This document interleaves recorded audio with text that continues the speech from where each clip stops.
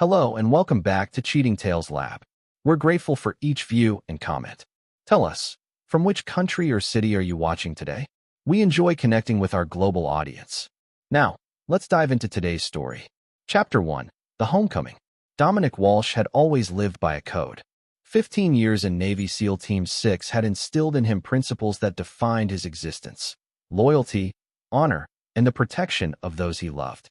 At 42, his imposing 6'3" frame still carried the disciplined muscle of his military days, though he'd transitioned to civilian life 3 years ago, founding a private security firm that specialized in high-risk executive protection. The June heat shimmered above the Virginia asphalt as Dominic pulled into the driveway of his colonial-style home. He'd been away for 2 weeks on a security contract in Dubai, longer than he'd wanted, but the money was exceptional.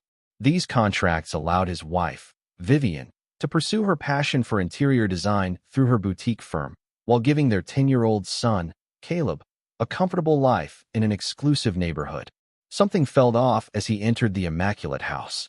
The usual sounds of Caleb's video games or Vivian's phone calls were absent. Instead, there was a sterile quiet that reminded him of abandoned outposts he'd cleared in Afghanistan. "Viv? Caleb," Dominic called out, dropping his duffel bag in the foyer. He found a handwritten note on the kitchen counter, Vivian's elegant script informing him she'd be at a client consultation until evening and Caleb was at his friend's house for a playdate. A minor annoyance flickered through him. She knew he was coming home today. Dominic poured himself 2 fingers of bourbon and wandered to Vivian's home office. He rarely entered her workspace, respecting her professional boundaries as she respected his. Today, however, something pulled him to the pristine, magazine-worthy room. A framed photo on her desk caught his eye, Vivian standing beside a tall, distinguished man with salt and pepper hair at what appeared to be a design award ceremony. Dominic had never seen the photo before, but he recognized the man. Preston Reynolds, the real estate developer who'd hired Vivian for several high-profile projects over the past year. Dominic's phone rang, his operations manager, Trent, with a client emergency, pulling him from his thoughts. By the time Vivian returned with Caleb that evening, Dominic had buried his unease beneath the professional mask he'd perfected during years of high-stakes operations. That night, as they prepared dinner together, Dominic observed subtle changes in his wife. The expensive new watch that hadn't been there 2 weeks ago, the way she checked her phone more frequently than usual, the slight stiffness in her smile when he mentioned extending a family vacation they'd planned for August. Preston asked if I could handle the Lakeside project's final installation that week. She explained, not quite meeting his eyes. "It's a huge opportunity, Dom." "Preston seems to create a lot of huge opportunities lately," Dominic remarked, keeping his tone neutral while noting her momentary freeze at the sink. Later, as Dominic tucked Caleb into bed, his son grabbed his hand with unusual intensity. "I missed you, Dad," Caleb whispered, his blue eyes, so like Dominic's own, wide and solemn in the lamplight. "When you're gone, everything's different." A chill touched Dominic's spine. "Different how, buddy?" Caleb shrugged, suddenly looking away. "Mom's just busy, and sometimes she gets mad for no reason." "Does she bring friends to the house?" Dominic asked casually, smoothing Caleb's dark hair. "Just Mr. Reynolds sometimes. For business." Caleb's voice dropped to a whisper. "I don't like him. He looks at me weird, like I'm in the way." Dominic kissed his son's forehead, his expression betraying nothing of the cold calculation beginning to crystallize in his mind. "Nobody will ever make you feel that way again. I promise." That night, as Vivian slept beside him, Dominic stared at the ceiling, assembling pieces of a puzzle he hadn't known existed until today. His training had taught him to recognize patterns, to sense threats before they manifested. Something dangerous was growing in the foundation of his family, and Dominic Walsh would not be caught unprepared again. Chapter 2. Fracture Points. The call came on a Wednesday afternoon, 3 weeks after Dominic's return. He was at his office downtown, reviewing security protocols for a diplomatic mission when his phone lit up with Fairfax Hospital's number. "Mr. Walsh, this is Dr. Abrams from Fairfax Pediatric Emergency. Your son Caleb has been brought in with injuries from a fall." The world narrowed to a pinpoint of focused rage as Dominic learned that Vivian had already been called and was en route to the hospital. He ended the call and moved with controlled precision, calling his second-in-command, Ryder, to take over without explanation. Dominic broke several traffic laws reaching the hospital, his mind cycling through worst-case scenarios while maintaining the compartmentalized calm that had kept him alive in combat zones. In the emergency room's antiseptic glare, he spotted Vivian's copper hair before he saw Caleb, and a detail registered immediately. Vivian wasn't alone. Preston Reynolds stood beside her, his tall frame bent toward her ear, whispering something urgent. Neither had noticed Dominic yet. He remained still, watching their body language with a sniper's patience. Reynolds had a proprietary hand on Vivian's lower back.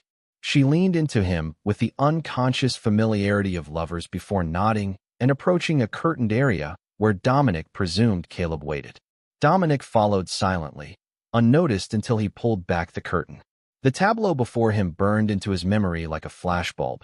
Caleb, his face tear-streaked with a purple bruise blooming across his cheekbone and arm in a temporary splint. Vivian, her expression transforming from irritation to shock at Dominic's appearance. Reynolds, hovering by the privacy curtain, his composed exterior cracking slightly. The hospital called. My son was hurt. Racing there, I found my wife and her business partner, Dominic said, his voice deceptively quiet. Tell him you fell, she whispered harshly to my crying boy. But my son looked at me. Daddy, he pushed me. Mommy told him to. The room froze in charged silence. Something primeval awakened in Dominic's blood.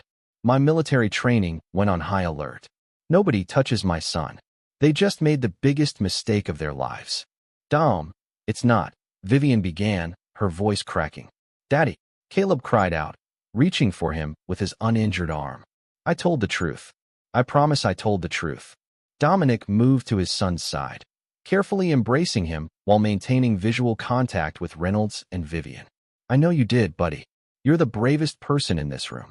There's been a misunderstanding, Reynolds interjected, his CEO confidence returning. The boy tripped over some construction materials at my project site. Vivian brought him to view the design implementation and, my son has a name, Dominic interrupted, his tone so coldly dangerous that Reynolds instinctively stepped back. And he doesn't lie. A nurse entered, breaking the tension momentarily as she explained Caleb's injuries, a sprained wrist and facial contusions consistent with a fall. She looked uncertainly between the adults, sensing the hostility. The doctor wants to take some additional x-rays, she said. One parent can accompany him. I'll go, Dominic stated, not a question but a declaration. To Vivian and Reynolds, he added with chilling precision, don't leave. We're not finished. In the imaging department, Caleb revealed the truth in broken fragments. He'd been brought to Reynolds' lakefront construction site, where he'd overheard an argument between his mother and Reynolds about telling Dom something. When Caleb had approached, Reynolds had grown angry, and when Caleb threatened to tell Dad everything, Reynolds had shoved him backward down a short flight of unfinished stairs. Mom saw it happen, Caleb whispered, his small face crumpled. She yelled at him, but then they both told me I needed to say I fell. They said you'd be really mad and might do something bad if you knew the truth. You never need to lie to protect me, Dominic assured him, even as his mind cataloged every detail for the reckoning to come. What else has been happening when I'm away? During the x-ray procedure, Caleb revealed more. Reynolds had been at their house numerous times, sometimes staying overnight when Dominic traveled. Caleb had been told they were working late. Last month, he'd heard his mother on the phone discussing, after the divorce, plans that included Reynolds. When they returned to the emergency bay, Dominic found it empty. A text from Vivian claimed she'd gone to get coffee with Preston to discuss the accident. Dominic recognized the tactical retreat for what it was. While Caleb napped, medicated for pain, Dominic made 2 calls. The first to his lawyer, Farrah Lane, a former military prosecutor who transitioned to civilian practice. The second to Ryder, with specific instructions for immediate surveillance on both Vivian and Reynolds. When Vivian finally returned alone, her eyes red-rimmed but her composure regained, Dominic informed her with clinical detachment that he would be taking Caleb to a hotel that night. This isn't necessary, she pleaded. Preston overreacted to a child's tantrum. It was a terrible mistake. The only mistake, Dominic cut in, was yours in believing I wouldn't discover the truth. I know everything, Vivian. The overnight stays. The divorce plans. How long did you think you could hide this? The color drained from her face. Dom, we can work through this. Couples therapy. My attorneys will contact you tomorrow, he interrupted, gathering Caleb's belongings. One thing you should understand clearly. I protect what's mine. Always. The man who laid hands on my son is going to learn that lesson very painfully. And so will anyone who helped him. As he carried his sleeping son from the hospital, Dominic's mind had already shifted from shock to strategic assessment. In combat, emotional reactions got men killed. Instead, he channeled his rage into a cold, calculated determination. The people who had betrayed and endangered his son had no idea what they had awakened. Chapter 3: Battle Plans. The Forest Ridge Hotel suite became Dominic's command center for the next 5 days. Caleb recovered quickly, as children do, comforted by his father's constant presence and the suite's luxury amenities. Dominic worked remotely, coordinating with his security firm while methodically building the foundation for what would come next. Vivian's calls and texts grew increasingly desperate, cycling between apologies, justifications, and finally threats when Dominic filed for emergency custody of Caleb, citing the documented injuries and a sworn statement from their son about the incident. Dominic's network, built during 15 years of military service and expanded through his security business, mobilized with precision. By day 3, he had comprehensive dossiers on both Vivian and Preston Reynolds.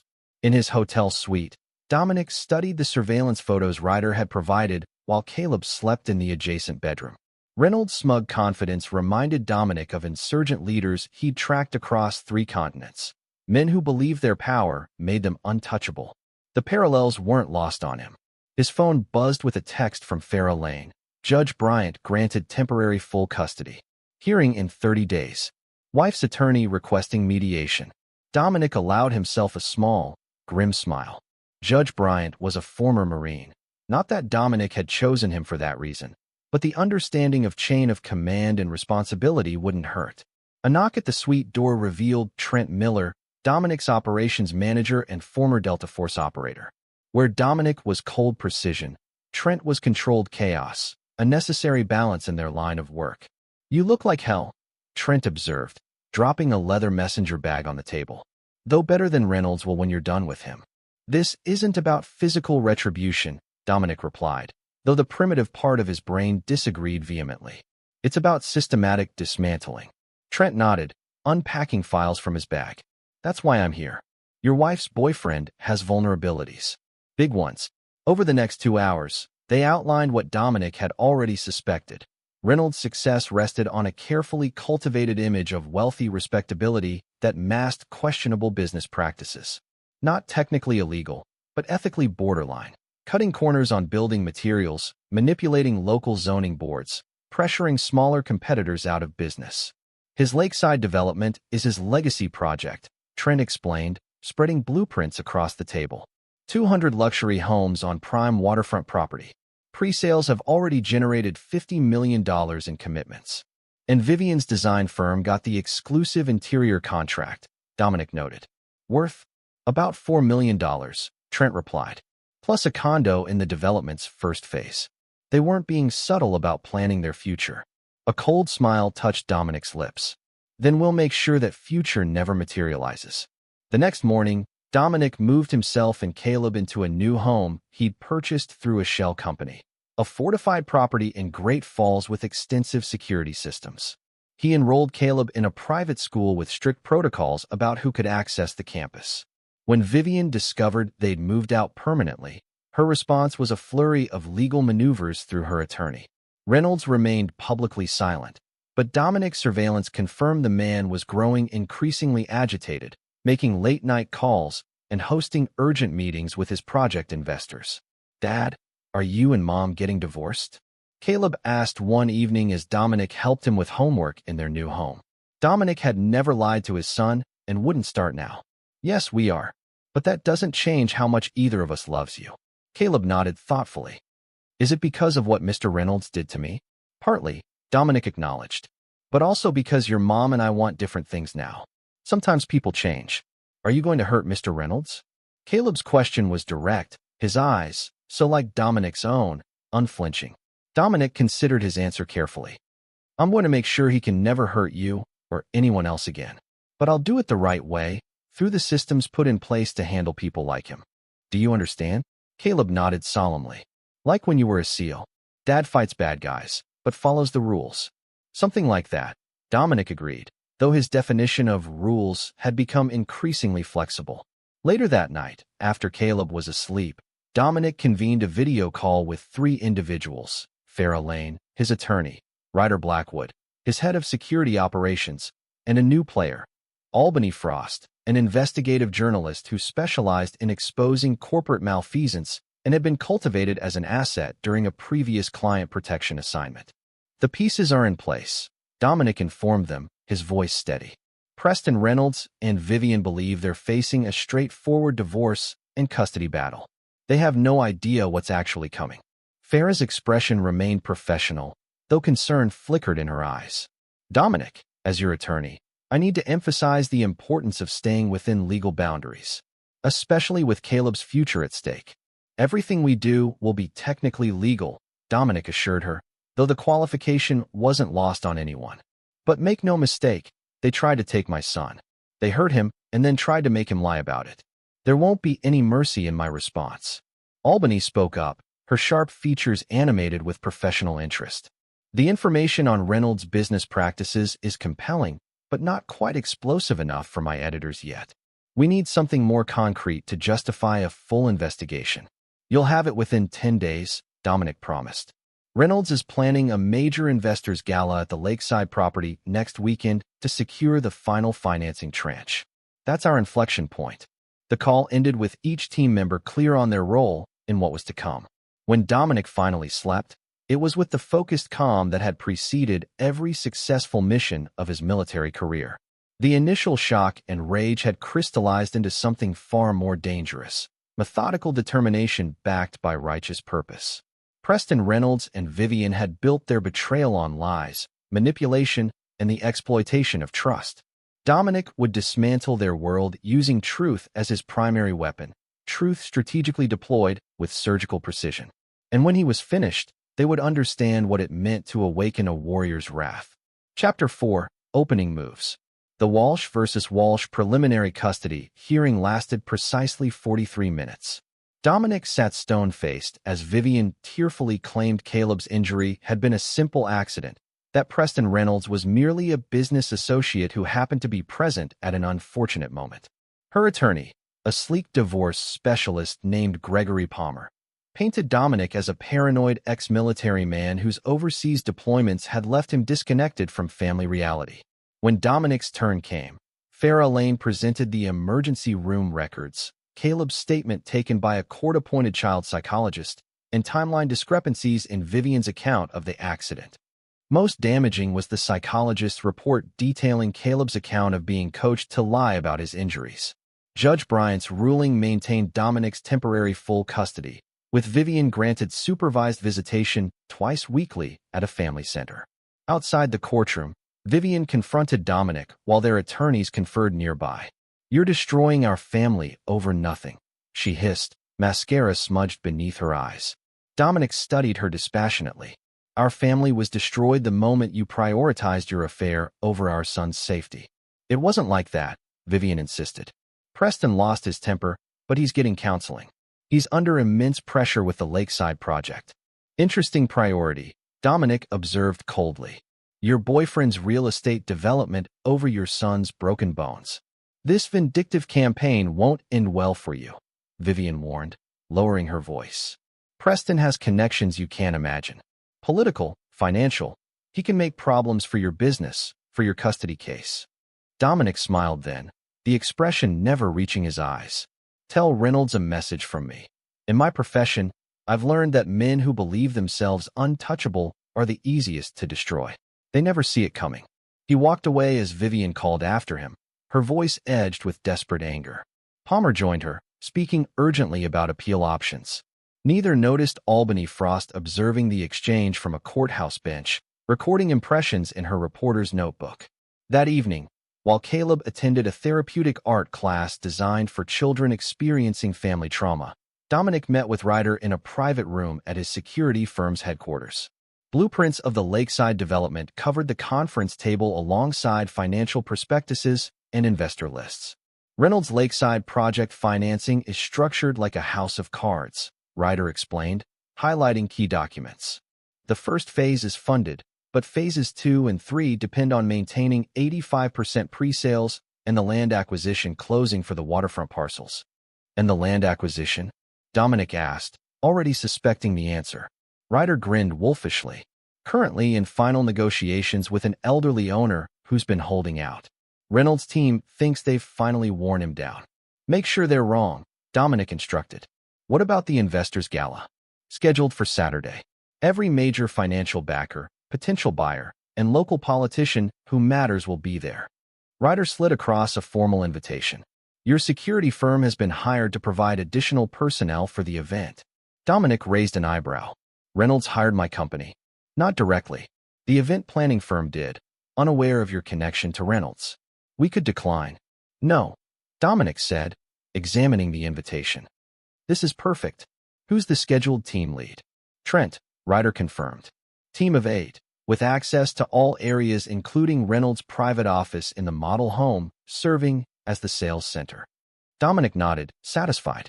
Ensure our people are equipped with standard surveillance gear.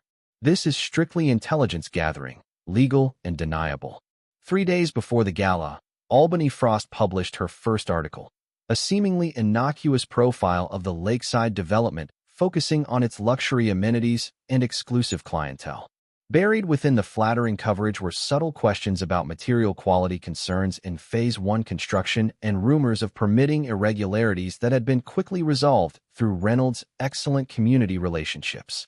The article sent ripples through Reynolds' organization. Dominic, receiving updates from Trent, who had begun advanced security preparations at the site, learned that Reynolds had demanded to know who had authorized the journalist's access. Meanwhile, Farah Lane activated another aspect of Dominic's strategy, filing lawsuits against both Reynolds personally and his company for Caleb's injuries. The legal action, while expected, triggered Reynolds' insurance carriers to initiate their own investigations into the incident. The evening before the gala, Dominic visited Howard Latimer, the elderly landowner whose waterfront property was crucial to Reynolds' development plans. He brought Caleb along, ostensibly to admire the man's collection of hand-carved duck decoys that had fascinated his son on a previous community event. Mr. Latimer, Dominic said as they sat on the man's porch overlooking the disputed lakefront, I understand Preston Reynolds has made another offer on your property. The older man snorted, offering Caleb another homemade cookie. 6th one this year. Keeps adding zeros, thinking that'll change my mind. May I ask why you haven't accepted? Dominic inquired. Most would find his offers quite generous. Latimer's weathered face creased with emotion. My wife and I built this place 60 years ago, raised our children here. After she passed, Reynolds started circling like a vulture, assuming a widower my age would be eager to cash out. While Caleb examined the intricate decoy collection, Latimer continued more quietly. Between us, I've considered selling. At 83, maintaining this place isn't easy. But something about that man, the way he looks through you rather than at you. It reminds me of land speculators who pushed my parents out of their farm when I was a boy. Dominic nodded thoughtfully. What if there was a way for you to maintain your legacy while ensuring Reynolds never develops this shoreline? By the time they left, a new arrangement had been reached. Howard Latimer would sign paperwork the following week transferring his property not to Reynolds Development, but to a conservation land trust established with Dominic's funding. The land would become a public nature preserve named after Latimer's late wife, with a caretaker's cottage where the elderly man could live out his days. The gala night arrived with perfect early summer weather. Hundreds of investors, potential buyers, and local dignitaries gathered under elegant white tents overlooking the lake. Model homes gleamed with architectural lighting, and waitstaff circulated with champagne and gourmet hors d'oeuvres. Dominic monitored everything from his security firm's command center downtown, watching live feeds from his team's body cameras and surveillance equipment. Reynolds moved through the crowd with practiced charm, Vivian at his side in an emerald gown, playing the role of design partner rather than girlfriend. Only those who knew them well would notice the strain beneath their polished exteriors. Trent, status on the office access? Dominic asked through the secure communication channel. Complete, came the terse reply. Files copied. You were right about the secondary accounting records. Dominic allowed himself a cold smile. Transmit everything to Albany's secure server. Then ensure our team maintains perfect visibility on Reynolds throughout the evening. Just after 9 p.m., as Reynolds prepared to address the gathered VIPs, Dominic made a single phone call to Judge Bryant's chambers, leaving a brief message that would be received the following morning. By midnight, as the gala wound down, Reynolds and Vivian had no inkling that the foundation of their carefully constructed future had already been fatally undermined. The first signs would come with the morning news cycle, when Albany Frost's detailed exposé on Reynolds Development's financial irregularities would publish simultaneously across 3 major outlets. Dominic returned home where Mrs. Winters, the kind but formidable retired school principal he'd hired as Caleb's nanny, reported his son had slept peacefully through the evening. Checking on Caleb, Dominic felt a momentary pang at what his child had already endured and would yet face as the consequences of his actions unfolded. "Is it worth it?" he whispered to himself in the darkened hallway. The memory of Caleb's bruised face in the hospital answered him with crystalline clarity. Yes. 1,000 times yes. Chapter 5, Counterattack. The morning after the gala, Albany Frost's investigative piece hit like a precision airstrike. Titled, Lakeside Luxury or House of Cards. Questions surround developers' premier project. The article detailed discrepancies between Reynolds Development's public financial statements and internal documents suggesting systematic cost-cutting on structural elements of already built homes. Most devastating was Albany's revelation that the waterfront parcels crucial to phases 2 and 3, land Reynolds had been telling investors was secured, remained under Howard Latimer's ownership with no imminent sale agreement. By noon, Reynolds Development stock had dropped 18%. By 3 o'clock, the county building inspector's office had announced a review of all permits and completed structures in Phase 1 of Lakeside. Dominic watched it unfold from his office downtown, receiving regular updates from his network. Shortly after 4, he received the call he'd been expecting from Farrah Lang. Reynolds' attorney reached out, she reported. They're offering a settlement on Caleb's injury claim. $3 million if you'll sign an NDA and drop all litigation. Decline, Dominic replied calmly. And inform them we've amended our complaint to include negligent supervision against both Reynolds and Vivian. There was a brief silence before Farrah responded.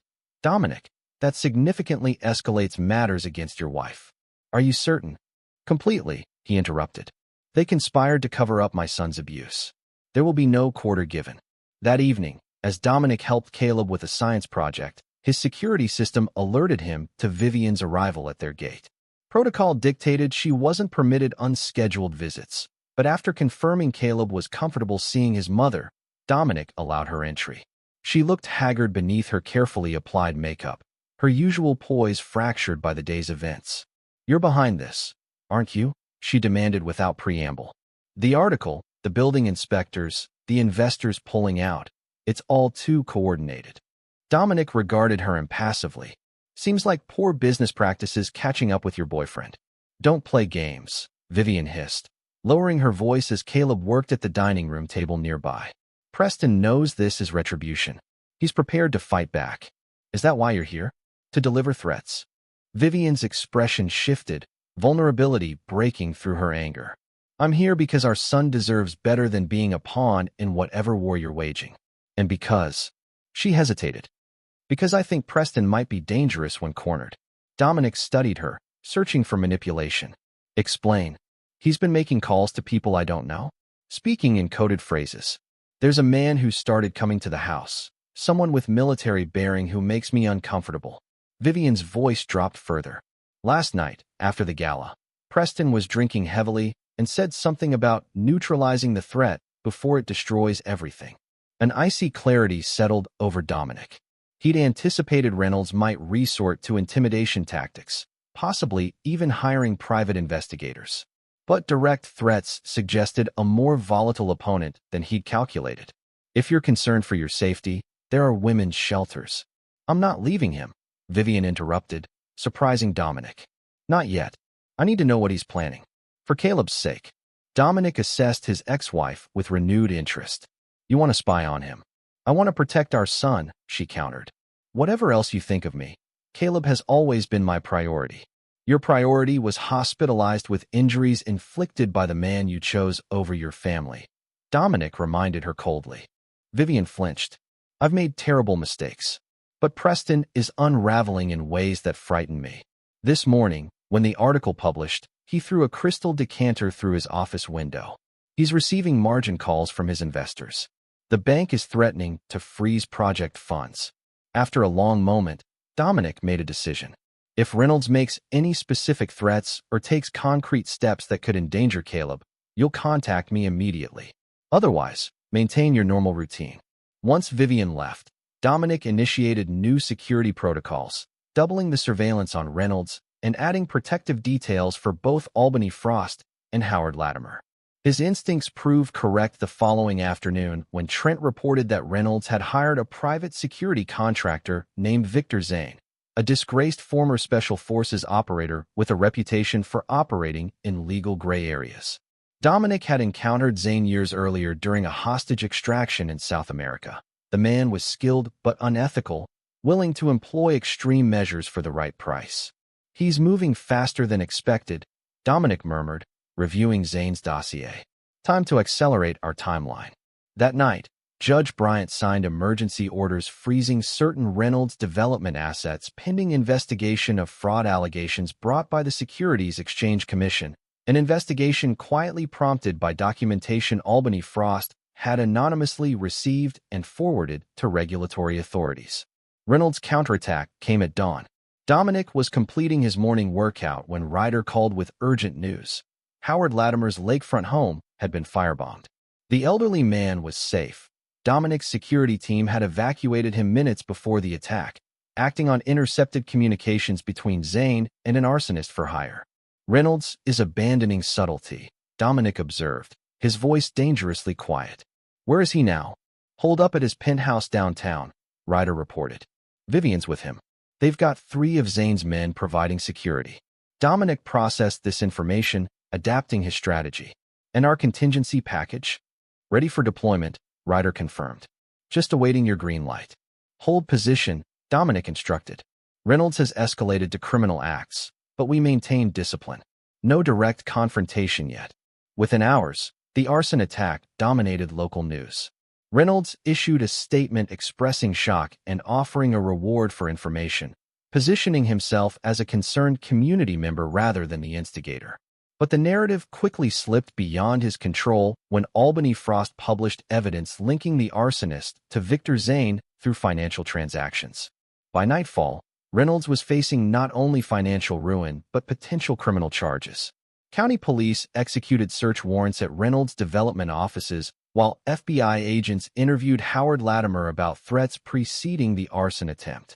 Dominic, watching the situation unfold with calculated patience, received an unexpected call from Vivian. Preston knows it was you who evacuated Latimer before the fire, she said without preamble, her voice barely above a whisper. He's drinking again, talking about making you disappear. Zane has brought in more men. They're planning something for tonight. Where are you? Dominic asked sharply. At the Lakeside model home. Preston wanted to collect some files before the police could seize them. Her voice cracked. Dom, I've made a terrible mistake. Preston isn't who I thought he was. Stay where you are, Dominic instructed. Find a reason to leave the room and text me your exact location. Do not confront him. After ending the call, Dominic activated his emergency response protocol, contacting key team members while securing Caleb with Mrs. Winters in the home's safe room. Within 15 minutes, he was en route to Lakeside Development, tactical gear stored in his vehicle's hidden compartments. Reynolds had made his most critical error, threatening direct action against Dominic rather than continuing their proxy war through legal and financial channels. It was the mistake Dominic had been patiently waiting for, the justification needed to implement the final phase of his strategy. As darkness settled over the lakefront property, Reynolds believed he was preparing an ambush for his adversary. He had no idea he was actually walking into Dominic's carefully constructed trap, one that would end with Reynolds' complete destruction and Vivian forced to confront the full consequences of her betrayal. Chapter 6. Crucible. Lakeside Development's model home glowed with strategic lighting against the night sky, its reflection shimmering across the water. The luxurious 6,000 square foot showcase, designed in part by Vivian, stood as monument to Reynolds' ambition and impending downfall.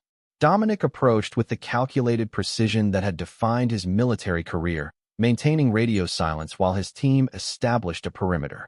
Thermal imaging confirmed 5 individuals inside: Reynolds, Vivian, and 3 figures with tactical positioning that marked them as Zane's security personnel.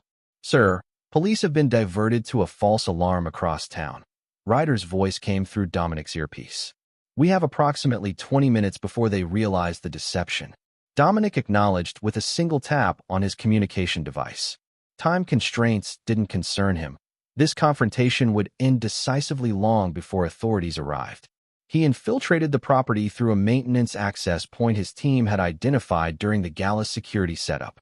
Moving silently through the darkness, Dominic reached the model home's rear entrance undetected, pausing only to confirm Vivian's latest text. "Office, 2nd floor. Z's men in foyer, kitchen, master suite." PR increasingly erratic.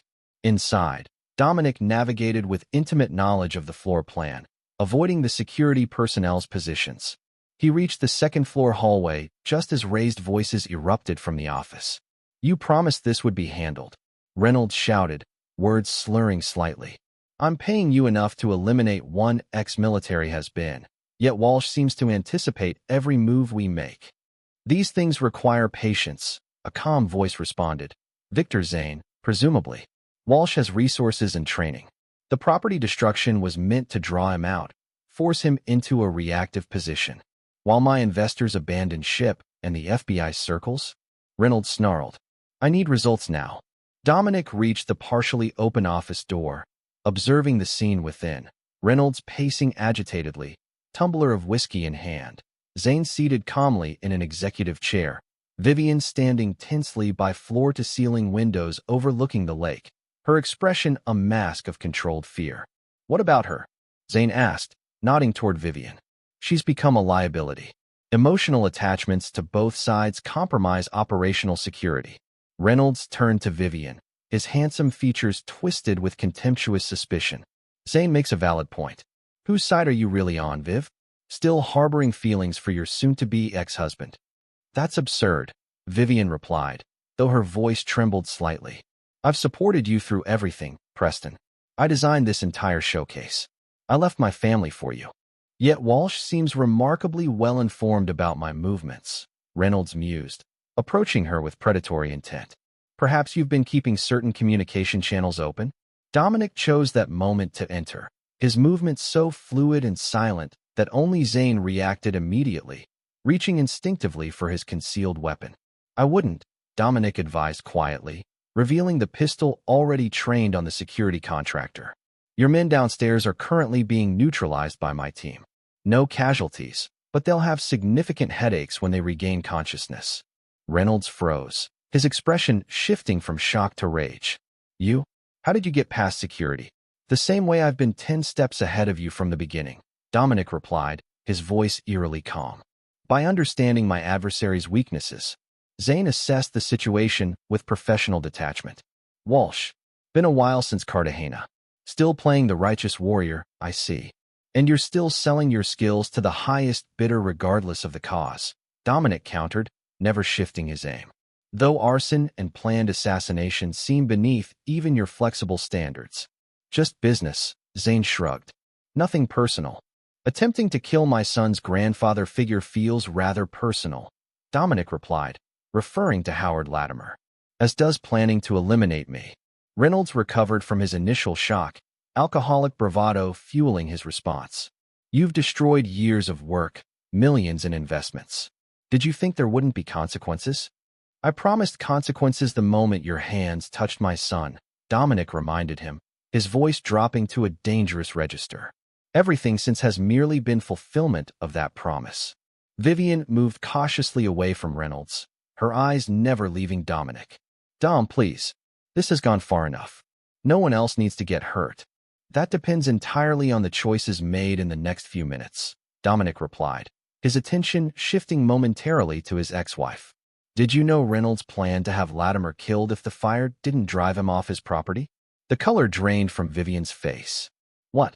Preston, you said the fire was just to scare him, to make him reconsider selling. Shut up, Reynolds snapped. You've become as much a problem as your ex-husband. Always with the moral qualms, the second-guessing. Do you think men like me build empires by playing nice? The revelation of Reynolds' true character seemed to physically impact Vivian, her body sagging against the window as the full weight of her miscalculations crashed down upon her. Dominic addressed Zane directly. You have 30 seconds to make a decision. The FBI is already building a case connecting you to the arson. Add attempted murder of a federal asset to your charges, or walk away now. Federal asset? Reynolds repeated, confusion breaking through his anger. Howard Latimer has been cooperating with federal authorities investigating real estate fraud along the lakefront for the past 6 months, Dominic explained, the lie flowing smoothly. Your attack on him escalated a white-collar investigation to a matter of national security. It was masterful misdirection. Latimer had no federal connections until Dominic's call that morning arranged protective custody and whistleblower status for the elderly man. But the implication landed precisely as intended. Zane's expression shifted subtly as he recalculated his position. Seems I've been misinformed about certain aspects of this assignment, Zane said carefully, rising from his chair with hands visible. If you'll excuse me, I believe my contract has just been terminated. Your men will be released once you're clear of the property, Dominic informed him. I suggest international travel for the foreseeable future. Zane nodded once, professional courtesy between adversaries, before exiting the room. Reynolds watched incredulously as his hired muscle abandoned him. You can't just let him walk away. Reynolds protested, desperation edging into his voice. He's the least of your concerns, Dominic replied coldly. In approximately 12 minutes, FBI agents will arrive with warrants for financial fraud, conspiracy to commit arson, and conspiracy to commit murder. The evidence against you is comprehensive. Reynolds' face contorted with realization and rage. With sudden violence, he lunged toward Vivian, grabbing her arm. This is your doing, isn't it? Feeding information to him, playing both sides. Before Dominic could intervene, Vivian twisted in Reynolds' grip with unexpected skill, driving her knee upward with precision while simultaneously breaking his hold using a technique Dominic recognized from the self-defense classes she'd taken years earlier. Reynolds doubled over, gasping, as Vivian stepped away from him. I made a terrible mistake believing in you, she said, her voice steady for the first time that evening. But I didn't betray you until I saw what you did to my son. The admission hung in the air between them. Reynolds straightened slowly, his handsome features twisted with hatred. Your son, he spat. The spoiled brat who threatened to ruin everything with his tantrums and eavesdropping. He deserved worse than he got. The confession, captured clearly by the recording device Dominic had activated upon entering, was the final piece needed to ensure Reynolds' destruction would be complete and irrevocable. That's enough, Dominic stated, his tone leaving no room for argument. Vivian, downstairs. Now. She moved toward the door, pausing briefly beside Dominic. I know you'll never forgive me, she whispered. But thank you for protecting Caleb when I failed to. After she departed, Dominic and Reynolds faced each other in charged silence, predator and prey recognizing their respective positions. What happens now? Reynolds asked, bravado draining from him as sobriety began to penetrate his alcohol haze. You've won. My reputation, my business, everything I've built is ruined. Now you face justice, Dominic replied simply. Through the courts, through public exposure of your crimes, through the complete dismantling of everything you valued. I could rebuild, Reynolds countered, though without conviction. People like me always do. Dominic smiled thinly. Not this time. In addition to the criminal charges, every investor in your projects has received documented evidence of your fraudulent practices. Your political connections have publicly distanced themselves. The land you needed is now a protected conservation area. Most importantly, you've lost the one thing men like you truly require, the perception of invulnerability. The distant wail of sirens penetrated the night, growing steadily louder. Reynolds' shoulders slumped in defeat as the inescapable reality of his situation settled upon him. This was never about business, he realized aloud. This was about your son. One moment of losing my temper with a child, and you destroyed my entire life. No, Dominic corrected him, holstering his weapon as flashing lights became visible through the windows. "You destroyed your life the moment you chose to harm someone under my protection. I merely ensured you paid the appropriate price." As FBI agents swarmed the property, Dominic provided his statement with military precision, detailing the evidence of Reynolds' crimes without mentioning his own role in gathering that information. Vivian, separated for questioning, corroborated his account while adding her own testimony about Reynolds' escalating violent tendencies. By dawn, Preston Reynolds had been formally charged with multiple federal offenses, denied bail due to flight risk, and remanded to custody. His empire was crumbling in real time as news outlets covered his arrest and investors initiated lawsuits to recover their funds.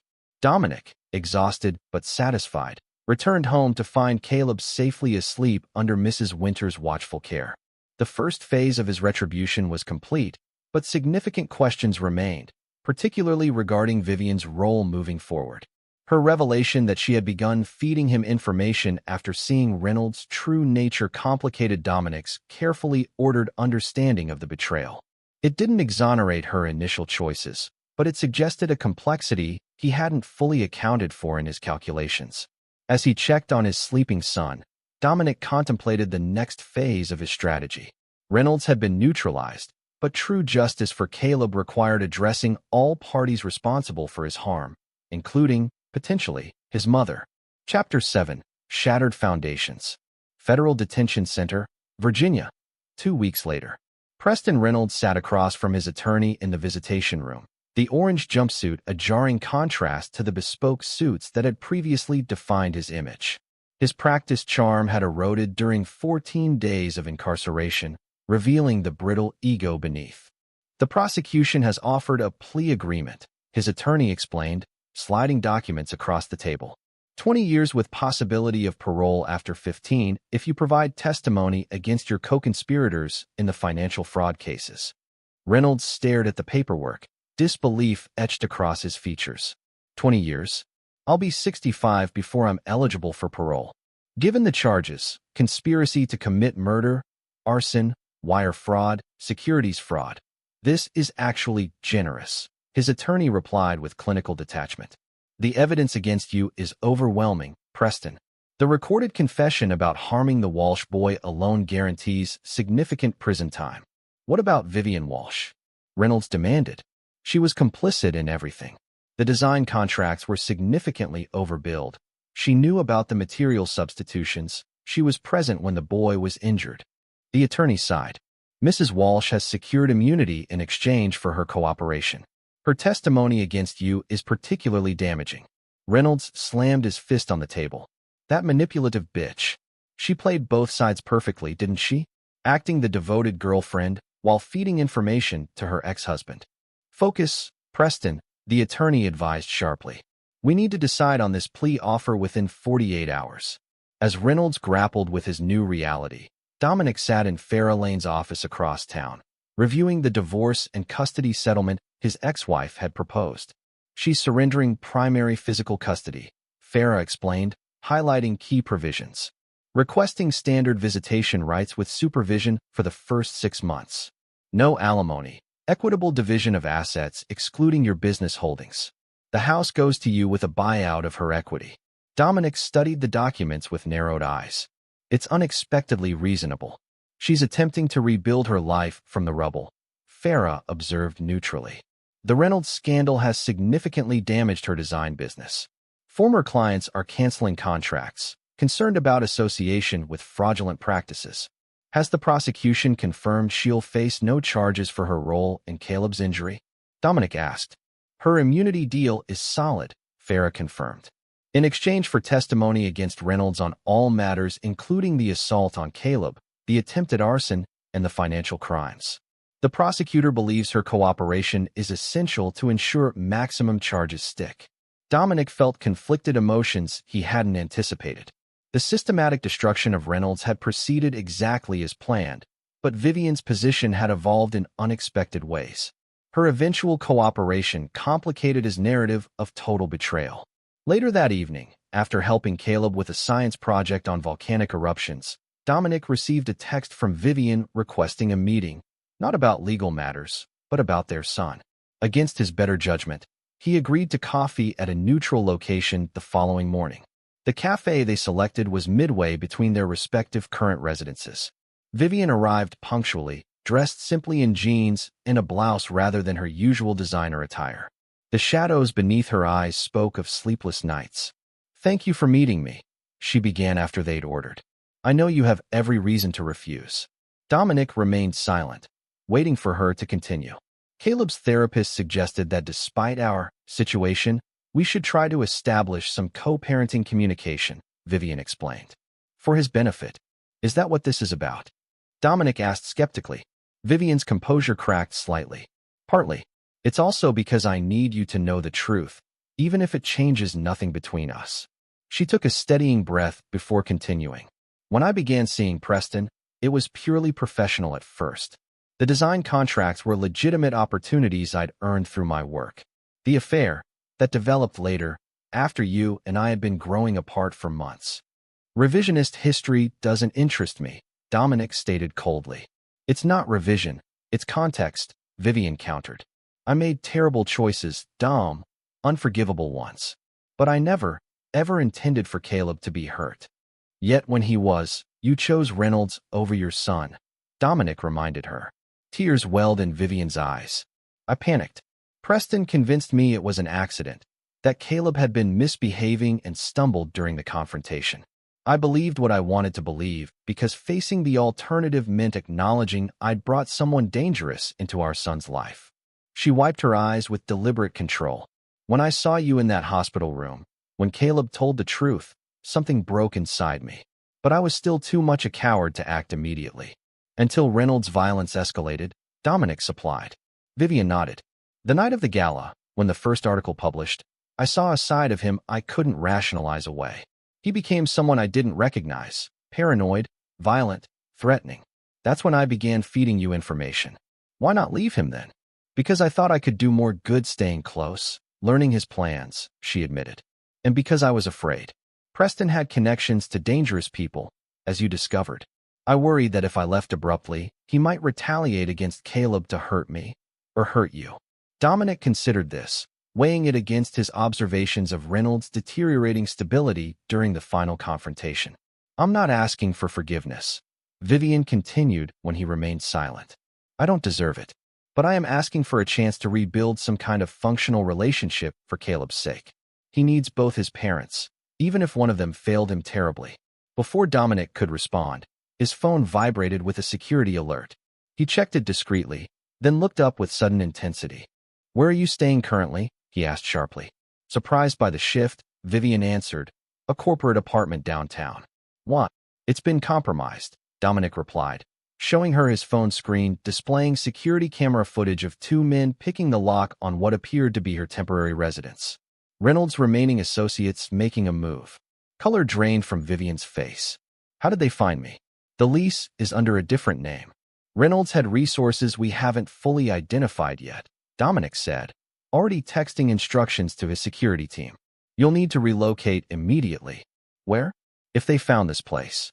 You'll stay at one of my company's safe houses until we identify and neutralize the threat," Dominic decided, his tactical mind overriding personal grievances. Caleb's safety depends on both his parents remaining secure. Within an hour, Vivian had been transferred to a fortified apartment owned by Dominic's security firm under multiple shell companies. As she settled into the temporary refuge, monitored by two of Dominic's most trusted operatives, he met with Ryder to assess this new development.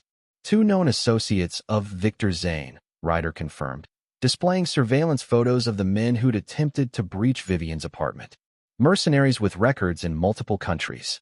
They scattered when our response team approached, but left this behind. He placed an evidence bag containing a syringe on Dominic's desk. "Contents?" Dominic asked, though he suspected the answer. "Potassium chloride," Ryder replied grimly. "Designed to mimic a heart attack. Virtually undetectable unless specifically tested for." Dominic leaned back, processing this escalation. Reynolds is orchestrating this from detention. He's targeting Vivian as the prosecution's key witness, and potentially as revenge for what he perceives as her betrayal, Ryder added. "Our sources indicate he's been making calls to multiple former business associates, liquidating hidden assets to fund this operation. The revelation forced Dominic to reevaluate his strategy.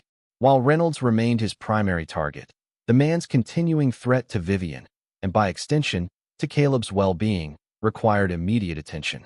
We need to sever Reynolds' outside connections, Dominic decided. Cut off his funding, his communication channels, his support network. Without those resources, he's just another defendant awaiting trial. As they developed this new counterstrike, Dominic found himself in the unexpected position of protecting the woman whose betrayal had initiated this chain of events. The irony wasn't lost on him, but tactical necessity overrode personal feelings. To truly safeguard Caleb, all threats had to be eliminated, including those targeting his mother. That evening, after confirming Vivian was secure, Dominic returned home to find Caleb unusually subdued during dinner. "Everything okay, buddy?" he asked as they cleaned up together. Caleb hesitated before answering. "Is Mom in trouble?" Dominic froze, surprised by his son's perception. "What makes you think that?" "I heard you talking to Mr. Ryder," Caleb admitted. "About bad men looking for her. Is Mr. Reynolds trying to hurt Mom because she helped you?" The directness of the question demanded equal honesty. Dominic knelt to Caleb's level, maintaining eye contact. "Your mom is safe," he assured his son. "My team is protecting her until we resolve some complications from the situation with Mr. Reynolds." Caleb's expression remained troubled. "Is it my fault? Because I told the truth about what happened?" "Never," Dominic stated firmly. "What happened is entirely the responsibility of the adults involved. You did exactly the right thing by telling the truth." Later, after Caleb was asleep, Dominic initiated the next phase of his operation against Reynolds. Albany Frost published a detailed exposé on the financial network supporting Reynolds' criminal defense and outside activities, information Dominic had provided through untraceable channels. Simultaneously, federal prosecutors received anonymous evidence of Reynolds' continuing criminal conspiracies from detention, resulting in his transfer to solitary confinement with severely restricted communications privileges. Within days, Reynolds' remaining support structure began to crumble. Zane's associates disappeared overseas as their funding evaporated. Business partners distanced themselves further as Albany's reporting expanded to include their own questionable practices. As the immediate threat receded, Dominic faced an unexpected dilemma. Vivian's temporary stay at the safe house was supposed to end once the danger passed, but their enforced proximity had revealed complexities in their situation he hadn't anticipated. Though he maintained emotional distance, he observed her genuine remorse and her desperate attempts to rebuild some relationship with Caleb during supervised visits. During this period of relative calm, as summer heat settled over Virginia, Dominic received information that would dramatically alter the final phase of his retribution plan. Evidence that Preston Reynolds had been systematically manipulating Vivian through sophisticated psychological tactics long before their affair began. Financial records revealed Reynolds had hired a private investigation firm to compile detailed intelligence on the Walsh family 2 years earlier, when Vivian's design firm first bid on lakeside development contracts. The investigation had identified pressure points in the Walsh marriage: Dominic's frequent absences for work, Vivian's professional frustrations, their different approaches to parenting Caleb. Reynolds had used this information to systematically position himself as Vivian's ideal professional mentor, then friend, then romantic alternative. He'd orchestrated chance meetings at industry events, manipulated business situations to create opportunities for private interactions, and gradually isolated Vivian from her support network. This revelation didn't excuse Vivian's choices, but contextualized them within a framework of calculated predation that Dominic recognized from his counterintelligence training. Reynolds hadn't simply opportunistically pursued a vulnerable woman. He'd specifically targeted Dominic's wife as part of a long-game strategy, possibly motivated by professional jealousy or perceived competition. The information created an uncomfortable shift in Dominic's understanding of the situation. His black-and-white narrative of betrayal now contained shades of gray he hadn't accounted for in his revenge calculations. As Reynolds' pretrial proceedings continued and the immediate danger to Vivian subsided, Dominic found himself at a crossroads. His original plan had been the complete destruction of both Reynolds and Vivian as punishment for their betrayal.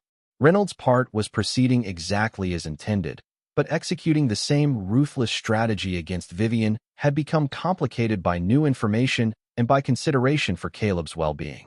The paradox created internal conflict that disrupted Dominic's customary clarity.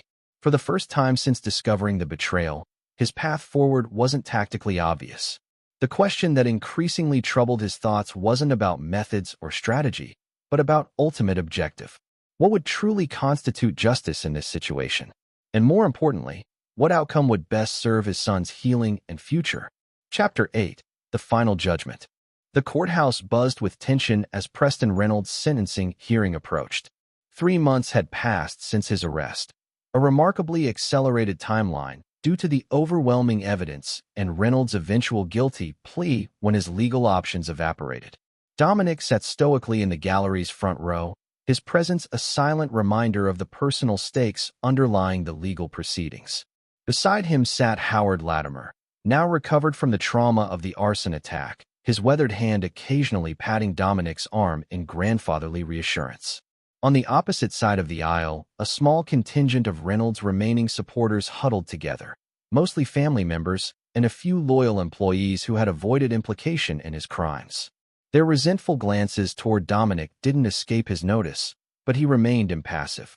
Their opinions held no value in his calculation. Vivian entered separately, accompanied by her attorney and a victim advocate. She had become the prosecution's star witness, her testimony devastating to Reynolds' already crumbling defense. She'd provided detailed accounts of financial manipulations, the circumstances of Caleb's injury, and Reynolds' subsequent escalation to violence and intimidation. The security threat against her had diminished, but not disappeared entirely. 2 of Dominic's team maintained discreet positions in the courtroom, continuing the protection arrangement that had evolved over recent weeks. Though Vivian had moved from the safe house to a new apartment, regular security sweeps and monitoring remained in place. Their relationship had settled into a wary civility centered around Caleb's needs. The divorce was proceeding without contest, with custody arrangements that prioritized their son's stability while acknowledging Vivian's significant errors in judgment. The therapeutic supervision of her visitation was showing positive results. Caleb was gradually rebuilding trust with his mother while maintaining his primary attachment to Dominic. As the bailiff called the court to order, Reynolds was led in wearing standard prison attire, the absence of his designer suits emphasizing his fallen status. He'd lost weight in detention, his formerly handsome features now gaunt and haunted. When he spotted Vivian, his expression contorted momentarily with pure hatred before his attorney whispered something that restored his neutral mask. Judge Martha Saunders, known for her methodical approach and intolerance for white-collar crime, reviewed the case summary before addressing Reynolds directly. Mr. Reynolds, you have pled guilty to 19 felony counts including conspiracy to commit arson, assault of a minor, wire fraud, securities fraud, and conspiracy to commit witness tampering. Before I pronounce sentence, you may make a statement if you wish. Reynolds rose slowly, his attorney's hand on his arm suggesting they'd prepared extensively for this moment. When he spoke, his voice carried the practiced contrition of a man accustomed to manipulating perceptions. Your Honor, I stand before you today having lost everything I spent a lifetime building. My reputation, my business, my freedom, all forfeit due to a series of catastrophic decisions made under extreme pressure. He paused, his gaze sweeping the courtroom with calculated humility. I take full responsibility for my actions. The financial irregularities at Lakeside Development began as temporary measures during the economic downturn but evolved into systematic fraud. When these improprieties were at risk of exposure, I made the unforgivable choice to silence those threats through intimidation and violence. Reynolds turned slightly toward where Caleb's school photo was displayed among the case exhibits. Most seriously, I caused harm to an innocent child in a moment of inexcusable anger. No justification exists for such an act, and I will carry that shame for the remainder of my life. Dominic observed the performance with cold assessment. Reynolds was executing a textbook display of remorse, designed to mitigate his sentence while admitting only what couldn't be denied. The strategic omissions were as telling as the confessions. While I cannot undo the damage I've caused, Reynolds continued, I hope the court will consider that I have cooperated fully since accepting my guilt, providing information that has helped authorities recover significant investor funds and identify other parties involved in related financial crimes. He concluded with a final appeal. I ask for mercy not because I deserve it, but because I believe even deeply flawed individuals can find redemption through genuine atonement. I intend to use whatever time I'm given to make whatever amends are possible to those I've harmed. As Reynolds returned to his seat, Judge Saunders removed her glasses and regarded him with penetrating scrutiny. Mr. Reynolds, I've presided over many white-collar crime cases during my tenure. Too often, defendants express remorse not for their actions, but for being caught. They view legal consequences as unfortunate technical outcomes rather than just punishment for moral failings. She selected a document from the bench. Your statement today was eloquent, but I find it inconsistent with your recorded communications from detention. As recently as 2 weeks ago, you were recorded telling a visitor, and I quote, Walsh and his bitch ex-wife will get what's coming to them once this blows over. I've got resources they can't imagine. Reynolds paled visibly as the judge continued. Those don't sound like the words of a man committed to atonement. They sound like the words of a predator temporarily restrained but planning his next attack. Judge Saunders replaced her glasses. The sentencing guidelines for your crimes permit a range of 18 to 25 years in federal custody. Given the premeditated nature of your financial crimes, the violence against a minor, and your continued threats against witnesses, I see no justification for leniency. She delivered the sentence with unwavering clarity. 25 years in federal prison without possibility of parole for 15 years. Additionally, $42 million in restitution to defrauded investors and a $5 million punitive fine. You are remanded to the custody of the Federal Bureau of Prisons to begin serving your sentence immediately. The gavel's impact resonated through the courtroom. As Reynolds was led away, his composed facade crumbled entirely. He lunged suddenly toward the gallery, his face contorted with rage. This is your doing, Walsh, he shouted as marshals restrained him. You think this ends here? You have no idea what's coming for you and your family. The outburst only confirmed the judge's assessment. Reynolds was removed forcibly from the courtroom, his threats echoing until the heavy doors closed behind him. Outside, as media representatives surrounded key participants, Dominic stood slightly apart, observing rather than engaging. Howard Latimer fielded questions about the conservation trust being established on his property. Vivian, speaking briefly with her attorney beside her, expressed relief that justice had been served for her son. Albany Frost approached Dominic, digital recorder in hand. Care to comment on the sentencing, Mr. Walsh? Your son's attacker will essentially spend the boy's entire childhood and adolescence behind bars. Justice was served, Dominic stated simply. My focus remains on my son's well-being and future. And the threats Reynolds made toward you and your ex-wife? Albany pressed. Are you concerned? Dominic's expression revealed nothing. Reynolds will discover his remaining resources are more limited than he believes. My family's security is well established. As the crowd dispersed, Dominic noticed Vivian standing alone near the courthouse steps, her composed media presence giving way to visible exhaustion once the cameras turned elsewhere. After a moment's consideration, he approached her. Caleb will be relieved it's over, he said by way of greeting. Vivian nodded, tension evident in her posture. I didn't tell him about today. I thought, maybe we could together, when he has his session with Dr. Winters tomorrow. Dominic considered this, then agreed with a brief nod. The continued threats are concerning, he added, professional rather than personal. My team will maintain security protocols for the foreseeable future. Thank you, Vivian replied quietly. Not just for the protection, for allowing me to remain in Caleb's life despite everything. Dominic studied her, seeing beneath the designer outfit and careful makeup to the profound exhaustion and genuine remorse beneath. The woman before him was neither the trusting partner of their early marriage nor the calculating betrayer he'd constructed in his mind during the initial stages of his revenge. Caleb needs both parents, he said finally. That reality supersedes our personal history. As they parted ways in the courthouse parking lot, Dominic received a call from Ryder confirming an intelligence update. Financial forensics had uncovered offshore accounts Reynolds had established years earlier, including several that appeared to fund ongoing operations despite his incarceration. We've identified 3 former associates still receiving payments, Ryder reported. 2 with military backgrounds, 1 with expertise in financial disruption. Objectives? Dominic asked, entering his vehicle. Unclear, but communications suggest a two-pronged approach: financial attacks against your business interests and personal surveillance of both you and Ms. Walsh. Dominic processed this information with clinical detachment. Reynolds, even in defeat, remained dangerous, a cornered predator with nothing left to lose and resources still at his disposal. Implement contingency protocol Epsilon, Dominic instructed. Full defensive posture around Caleb's locations. Counter-surveillance on the identified operators. And accelerate the financial countermeasures we discussed. That evening, after confirming Caleb was securely settled with Mrs. Winters, Dominic met with his core team at their secure operations center. The next phase would require precision execution, identifying and neutralizing Reynolds' remaining assets while maintaining plausible deniability. Albany Frost joined them, her investigative skills now fully aligned with Dominic's objectives. The offshore accounts are sophisticated, she explained, displaying financial diagrams on the briefing room screens. Multiple shell companies across 7 jurisdictions. But there's a vulnerability in the Cayman structure, a required quarterly verification process that could be leveraged.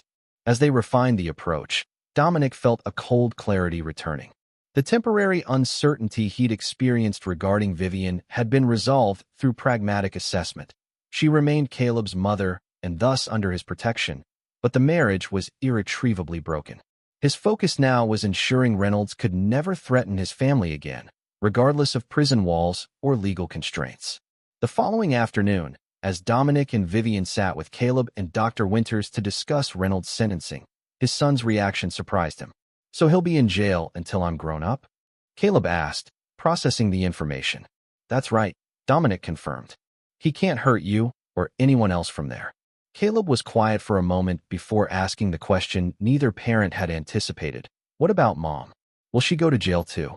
The silence that followed was heavy with unspoken complexities. Dr. Winters looked expectantly at both parents, allowing them to navigate this crucial moment. "No, buddy," Dominic finally answered. "Your mom made mistakes in judgment, but she's not going to jail. She's working very hard to make things right. By telling the truth about what happened," Vivian added softly, "and by trying to be a better mom to you every day." Caleb digested this, his expression serious beyond his years. "Sometimes at school, kids say mean things about our family because of the news stories. They say Mom is bad and Mr. Reynolds is a monster."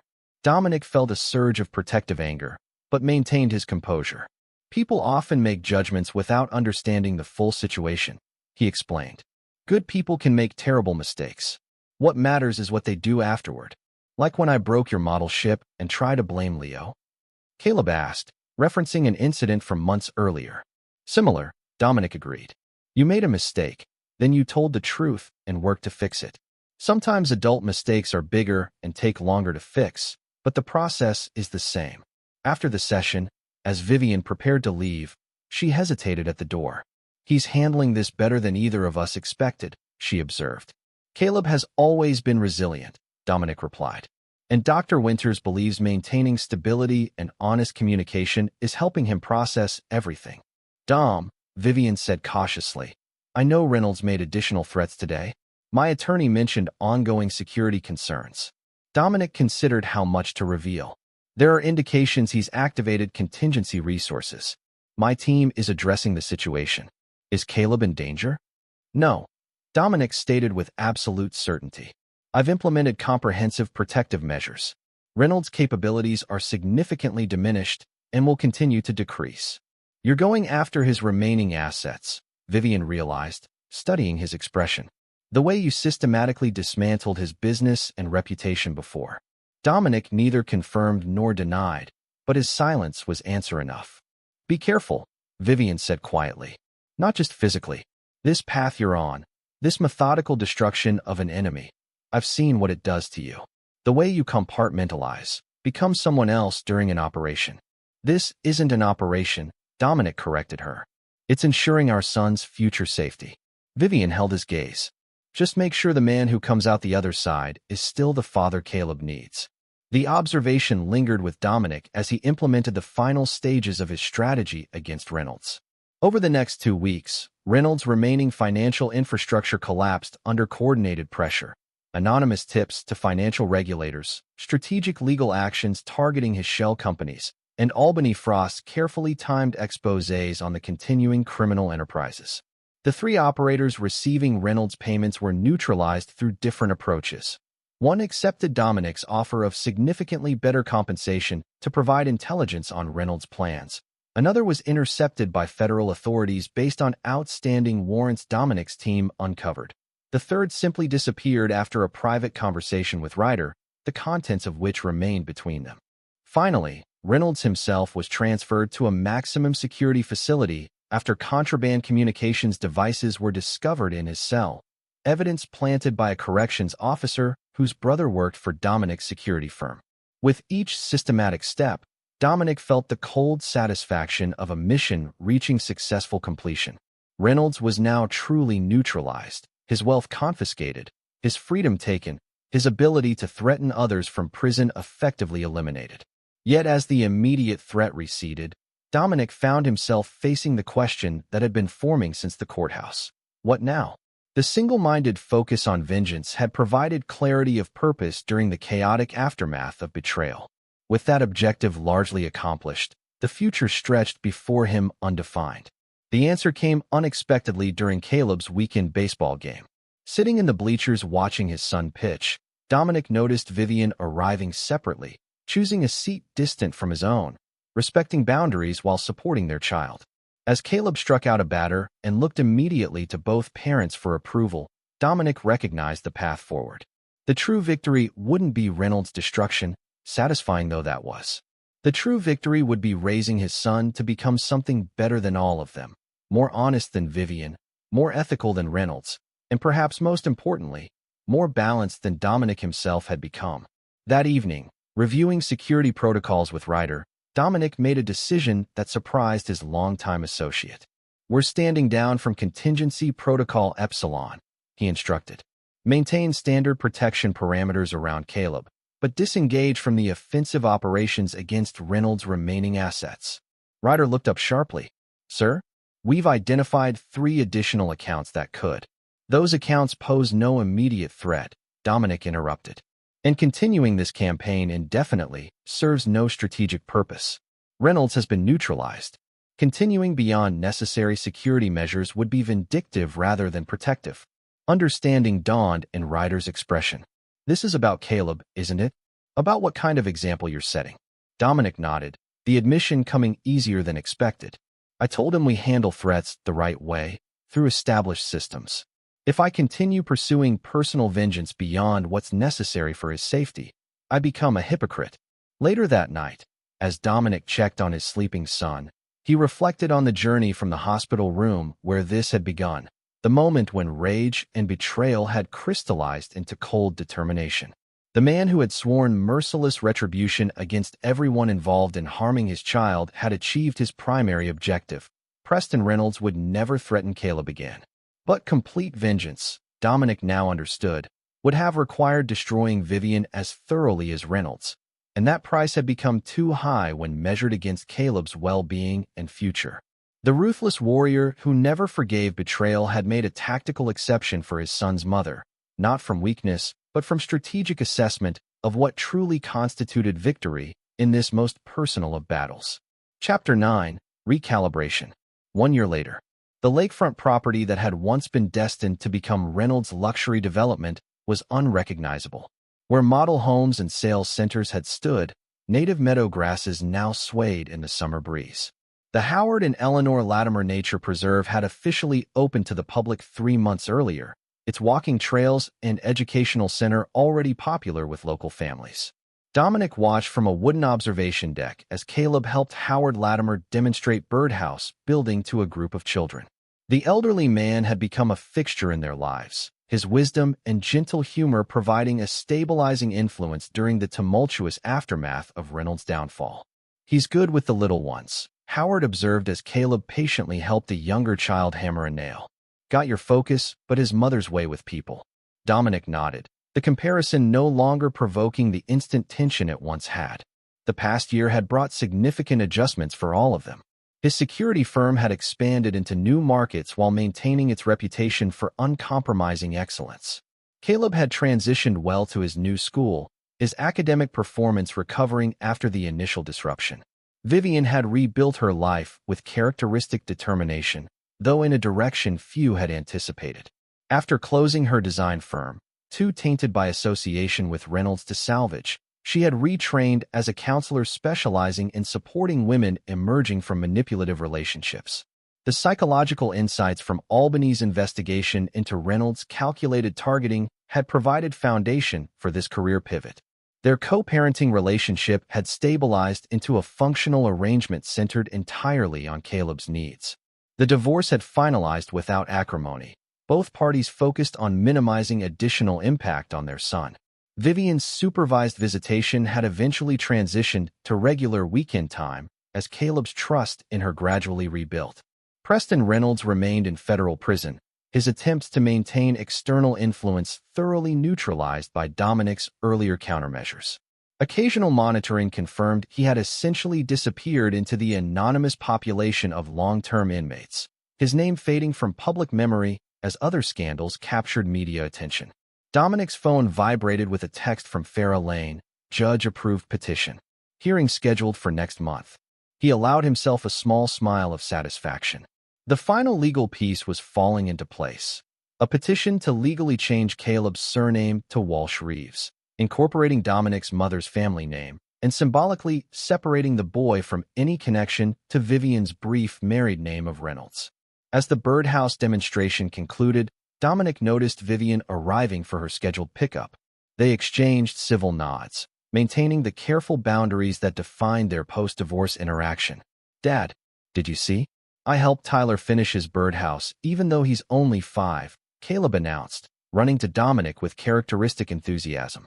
"I saw," Dominic confirmed, ruffling his son's hair. "Mr. Latimer is lucky to have such a good assistant." Caleb beamed before spotting his mother. "Mom's here.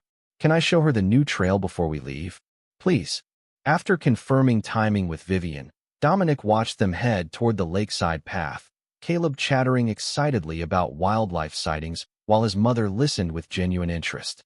The sight no longer provoked the visceral anger it once had, another measure of healing, according to Dr. Winters. Howard joined Dominic at the railing, his weathered hands gripping a thermos of coffee. "Never thought I'd see my land turn out this way," he mused. "Elizabeth would have loved seeing children enjoying it." "Your decision to create the preserve changed everything," Dominic acknowledged. "Without your stand against Reynolds, none of this would exist." Howard shrugged modestly. "Just did what seemed right. Same as you, protecting your boy." He glanced toward Vivian and Caleb in the distance. "Though I notice your definition of protection has evolved somewhat." Dominic understood the gentle observation. "Circumstances change. Tactical assessments adjust accordingly." "Fancy words for saying you're letting go of some of that anger," Howard chuckled. "Don't worry. Your reputation as the most formidable man in 3 counties remains intact. But that boy needs his mother, flawed as she may be." "It's not forgiveness," Dominic clarified, the distinction important to him. "It's pragmatic coexistence for Caleb's benefit." Howard nodded, though his knowing smile suggested he recognized the defensive justification. "Of course, purely tactical." Later that evening, after Caleb had returned from his time with Vivian and settled into bed, Dominic sat on their back porch reviewing security reports, a habit maintained more from discipline than necessity now that immediate threats had dissipated. A text from Albany interrupted his review. "New assignment taking me to Chicago for 6 weeks. Dinner before I leave." Their professional collaboration had eventually evolved into occasional personal interaction. Nothing serious, but pleasant company with someone who understood the complexities of his situation without judgment. Dominic accepted the invitation before returning to his reports. The summer night wrapped around him as he contemplated how differently events had unfolded from his initial vengeful calculations. The warrior who had sworn never to forgive betrayal had indeed destroyed his primary enemy with the methodical precision that defined his professional reputation. Preston Reynolds would spend decades contemplating his fateful decision to harm Dominic Walsh's son. But the uncompromising destruction originally planned for everyone involved in the betrayal had been tempered by strategic adaptation. Vivian remained in Caleb's life, closely monitored but permitted to attempt redemption through consistent, positive presence in her son's journey. This wasn't weakness, Dominic assured himself. It was tactical evolution based on changing battlefield conditions. The true objective had always been Caleb's well-being and future security. If achieving that objective required allowing certain enemies supervised continuation rather than total destruction, so be it. The analytical part of his mind accepted this rationalization, but deeper truth occasionally surfaced in unguarded moments. The man who had emerged from this crucible was not precisely the same one who had entered it. The unforgiving warrior remained, his capacity for ruthless action undiminished when necessary. But alongside that identity, something else had developed, a recognition that true strength sometimes manifested in calculated restraint rather than maximum force. As he looked toward the horizon where stars were emerging in the darkening sky, Dominic acknowledged what Dr. Winters had suggested months earlier. Perhaps the most important victory wasn't what he had done to his enemies, but what he had prevented them from doing to him. Changing him into someone his son wouldn't recognize or respect. The vengeful campaign that began in a hospital room had achieved its essential purpose. Preston Reynolds could never harm another child. The financial predator who had built an empire on manipulation and intimidation had lost everything, his name becoming synonymous with disgrace. Justice, in its coldest form, had been served.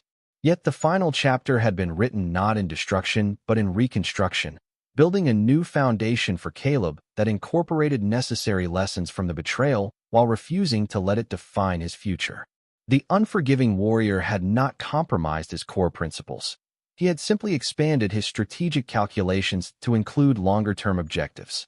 As Dominic closed his security reports and prepared to check on his sleeping son one final time before retiring, he permitted himself an acknowledgement he would never articulate aloud. The greatest victory wasn't what he had taken from his enemies, but what he had prevented them from taking from him. His humanity, his perspective, his capacity to prioritize protection over punishment when circumstances warranted. The ruthless, unforgiving warrior remained, vigilant and prepared should new threats emerge. But alongside that identity, the father, the protector, the strategist had evolved, recognizing that true strength lay not only in the capacity for devastating action, but in the wisdom to know when such action truly served the ultimate objective.